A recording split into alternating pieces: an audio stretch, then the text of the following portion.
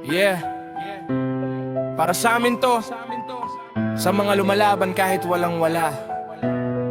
Yeah, habang tumatagal, lalo kaming nalulunod. Presyo ng bilihin parang walang preno, tuloy-tuloy. Gasolina pataas, damay buong bayan. Pati pamasahe, pagkain, lahat nadadamay dyan. Dati hirap lang, ngayon halos wala na. Yung konting kita di na umaabot sa umaga. Isang kahig, isang tuka, lalo pang lumala. Habang nasa taas, parang wala lang sa kanila. Bulsa namin ubos, pero buwis tuloy pa rin. Kahit anong tipid, wala pa ring mararating. Sa bawat taas ng presyo, may tanong sa isip, bakit kami ang naibibit sa ganitong sakit? Paubos na kami, wala nang matira.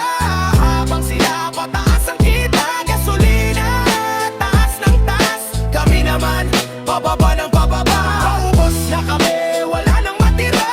Habang sila pataas ang kita, gasolina apoy sa buhay, kami nasusunog araw-araw. Hindi na ito normal, di na to tama. Habang kami naghihirap, may nagpapayaman pa. Korupsyon sa sistema, matagal ng sugat, pero hanggang ngayon lalong lumalala ang bigat. Pilit kaming bumabangon kahit paulit-ulit bagsak. Kahit anong sipag parang kulang pa rin sa lakas. Kasi laban to na, hindi patas sa simula. Kami nasa ibaba, sila kontrol ang galaw ng bansa. Naririnig mo ba ang sigaw ng masa o bingi na sa dami ng perang hawak nila? Kasi bawat patak ng gasolina na tumataas, may pamilyang gutom, may batang umiiyak. Paubos na kami, wala nang matira.